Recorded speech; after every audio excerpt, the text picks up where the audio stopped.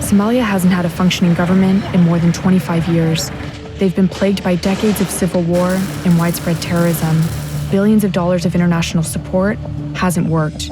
But today, there's a new source of hope, the Somali diaspora. Thousands of Somali Westerners are returning. Unlike foreigners, they have an inherent commitment to this country, and their Western education and work experience is unparalleled in the region.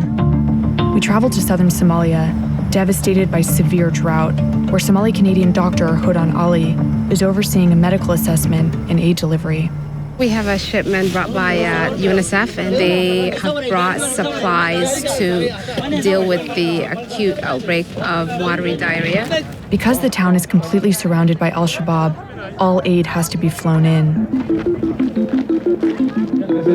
This is the community treatment center for acute watery diarrhea, one of two facilities in the entire region.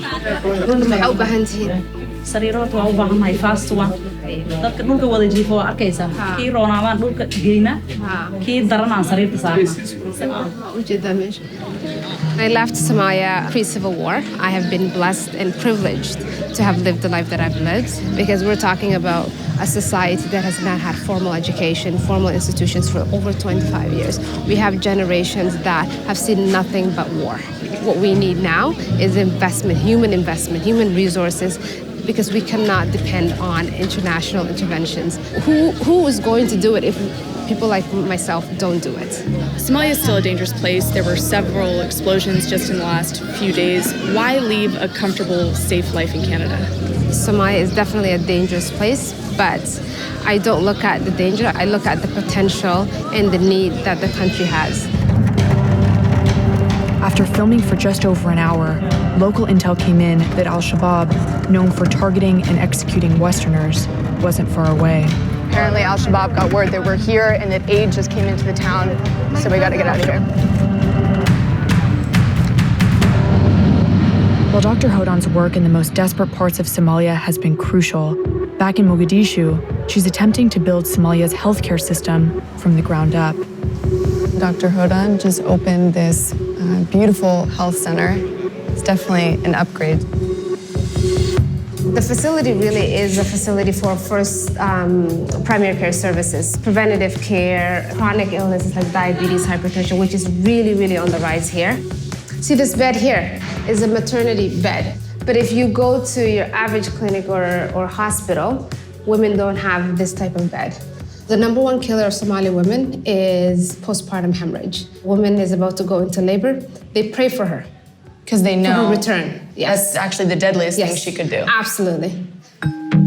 Now we're gonna go upstairs. We have our quick inpatient facility here for folks who need immediate rehydration. Every room has a sink, and we will be putting antiseptic soaps and all the means to make sure that people are cleaning their hands. So that seems pretty standard, Yes. Basic sanitation. How rare is it here? Very rare. People who've come here have said, oh, this is different. Yeah. And that's the idea. It needs to be different. And not different that it is crazy out of this world. It's just basic services that I would be providing in Hamilton, Ontario, right? Because at the end of the day, it's a place that anything you do makes a difference. But for a country with a bloody history like Somalia, the first pillar to restoring the country is providing security. We joined the Somali National Army and AMISOM, the African peacekeeping force, widely credited with stabilizing the country, as they visited a recently opened school. 25 years of anarchy, we're not going to have it solved overnight, but with our partners from Africa, the AMISOM, we've tried our best, and I think you can see the results. Did you live in the UK? The progress has been, yes. I hear that accent. You're a diaspora, huh? Yes. Wow. Why did you return? To serve my country.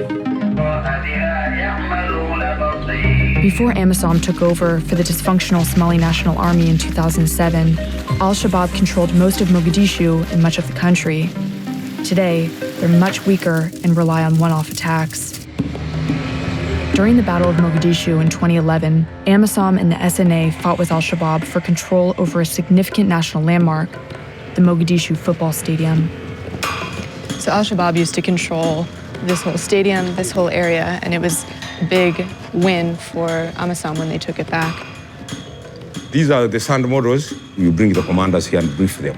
Then after that, everybody knows his task, knows where he's going to move from point A to B to C. Everything you do it here and on the map. The UPDF forces were the first contingent to come. The UPDF were also at the time at a place called Uruba. That's the Uruba Hotel. So you now control all of this and way beyond. We are beyond this.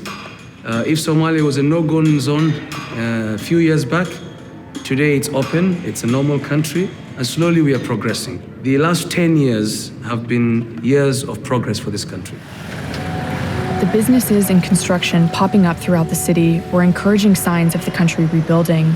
One very busy, unexpected storefront caught our eye. This street here is regularly bombed, but it turns out there's a juice shop open. This is some of the most extreme gentrification I've ever seen. Welcome. I like your sunglasses. All right, thank you. You guys got good vibes in here. Where I came from, US, where this kind of shop actually was very popular. Maybe I should try something like that. And immediately it became hit. About 300 and 400 customers visit this store every day. Wow. Yeah. We know there's electronic shops that actually do good. There's a lot of travel agencies. It's also a fashion shop here called Adani. They want change, and that's actually what we want to try to show up to Mogadishu people, that this is also a relatively safe city, which we can do business.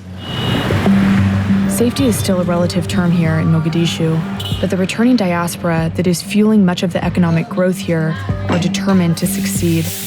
Like Ahmed Jama, who returned from the UK to open the Village restaurant, a popular spot among Somali Westerners. The Village, I've been here since 2008. I have a few of the problems, suicides.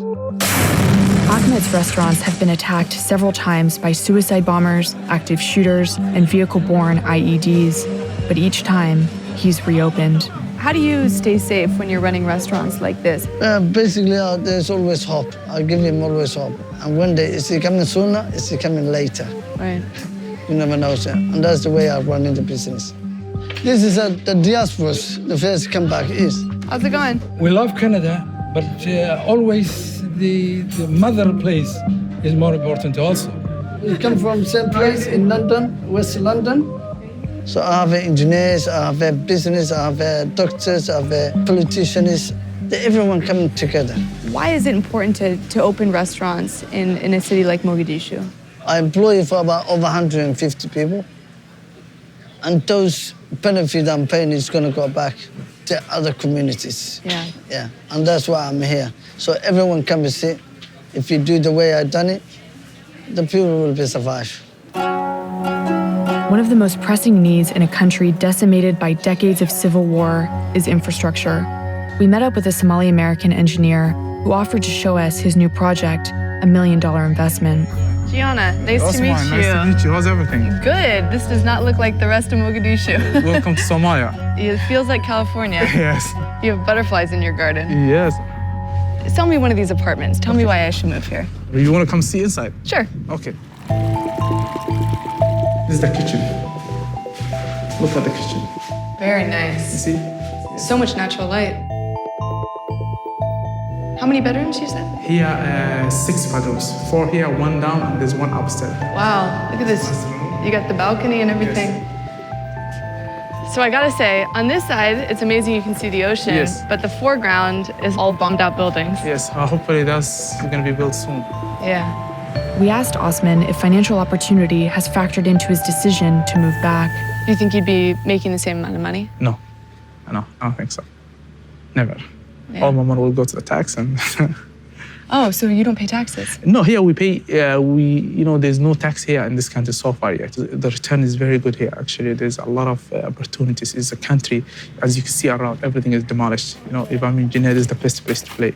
You have to create everything by yourself. Diaspora are building up, and now, for the first time in more than 25 years, they're creating a functioning government. In February, the parliament elected a Somali American as president in a historic vote. We visited Villa Somalia, their version of the White House, as the president announced the 26 new ministers. shacabka Soomaaliyeed waxaan u sheegay inaan magacaabi doono ra'iisul wasaare tayo leh in dowladdan ay noqoto dowlad aan musuqmaasuq lahayn aan khilaafaad lahayn shaqo hufan oo hoos u degtana leh waa mahadsantihiin wabilaahi tawfiiq. Sir? Hello, I'm Gianna. Yes. Nice to meet you. Nice Can I to ask, meet you. were you disappointed? Yeah, Minister of Internal Security. National Security. Yeah. Congratulations. Thank you. Can I ask, are you diaspora? I'm diaspora. You are from where? Sweden. My name is Abdi. Abdi. Yeah. What were you disappointed? For fisheries and marine resources. Okay, congratulations. Thank you very much. Can I ask, are you diaspora? Yes, I'm from the United States. United States. I live in Washington. 80% of the ministers appointed here are diaspora, and their presence is giving people hope. But this shift toward westernization triggered al-Shabaab's string of attacks soon after. About an hour after we left Villa Somalia, a bomb exploded at the front gates, killing several people, and many more went off in the capital while we were there. And what was meant to be an attack against al-Shabaab, one of the ministers we met, Abbas Abdullahi Sheikh, was shot and killed by security forces shortly after we left the country. But despite these attacks, the diaspora have become a formidable force pushing back against extremism. Part of what has fueled al-Shabaab, which translates to the youth in Arabic, is their ability to win the hearts and minds of young people. Elman Peace and Human Rights Center is an organization that rehabilitates radicalized children, aiming to end the cycle of violence. I'm 17 years old. I was born in Mogadishu, and before I was manipulated in al-Shabaab. I was drinking blood myself, so I don't want that. Ilwad Elman is a 27-year-old Somali Canadian who left her safe life in Ottawa to de-radicalize al-Shabaab child soldiers. These safe houses, these are for children that are still under threat, children that have been forcibly recruited into al-Shabaab, managed to escape, were then put into detention for being forcibly recruited into al-Shabaab, and then used by government security forces as informants. But we believe that children can become children again if they're taken out of these militarized context. And I've seen that hundreds of times over again. Ilwad does extremely dangerous work and is the boldest example of diaspora coming back. In fact, her father paid with his life for doing the same type of work. So my dad and my mom were both ardent human rights activists, and when the war started to escalate, my mom and dad made a decision that she would leave with me and my sisters, and my dad would stay behind. I went back just to understand what the context was like, and as soon as I did, 1 month turned to 3 months, turned to 1 year, and now I'm here for 7 years.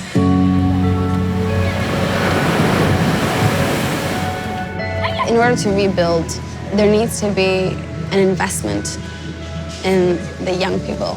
By investing in young people, we will not have hundreds of people taking on the Mediterranean Sea every single year, trying to think that the only way for a good life is outside of Somalia. We want to show them the opportunities that are here.